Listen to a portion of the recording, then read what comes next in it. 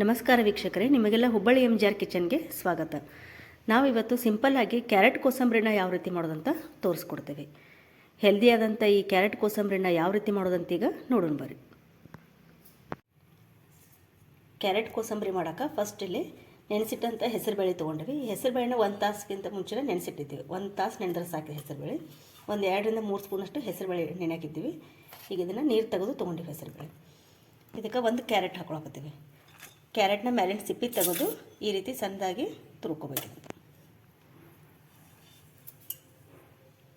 ಆಮೇಲೆ ಕಾಯಿ ತುರಿ, ಹಸಿ ಕೊಬ್ಬರಿ ತುರಿ ತೊಗೋಬೇಕು. ಇದಕ್ಕೆ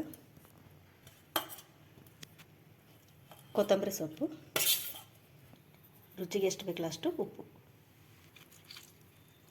ಹುಳಿಗೆ ನಿಂಬೆಹಣ್ಣು,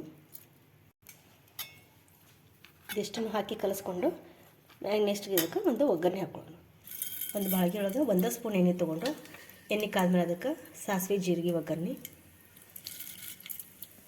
ಕೋಸಂಬರಿಗೆ ಯಾವುದೇ ಕೋಸಂಬರಿ ಮಾಡೋದು ಟೇಸ್ಟ್ ಕೊಡೋದಲ್ಲಿ ಇಂಗು, ಒಂದು ಅರ್ಧ ಸ್ಪೂನಷ್ಟು ಇಂಗು, ಖಾರಕ್ಕೆ ಹಸಿಮೆಣಸಿನಕಾಯಿ ಸಣ್ಣ ಕಟ್ ಮಾಡ್ಕೊಂಡಿದ್ದು ಅದರೊಳಗೆ, ಆಮೇಲೆ ಸ್ವಲ್ಪ ಕರಿಬೇವು ಸೊಪ್ಪು. ಒಗ್ಗರಣೆನ ಇದಕ್ಕೆ ಹಾಕಿ ಚೆನ್ನಾಗಿ ಕಲಿಸ್ಕೊಂಡ್ಬಿಟ್ರೆ ಕ್ಯಾರೆಟ್ ಕೋಸಂಬರಿ ರೆಡಿ. ಹೆಲ್ದಿ ಆದಂಥ ಕ್ಯಾರೆಟ್ ಕೋಸಂಬರಿ ರೆಡಿ. ಈ ರೆಸಿಪಿನ ಒಂದ್ಸಲ ಟ್ರೈ ಮಾಡಿ ನೋಡಿರಿ. ನಮ್ಮ ರೆಸಿಪಿ ನಿಮಗೆ ಇಷ್ಟ ಆಗಿದ್ದರೆ ಲೈಕ್ ಮಾಡಿರಿ, ಶೇರ್ ಮಾಡಿರಿ ಹಾಗೂ ನಮ್ಮ ಚಾನಲ್ನ ಸಬ್ಸ್ಕ್ರೈಬ್ ಮಾಡಿರಿ. Thank you.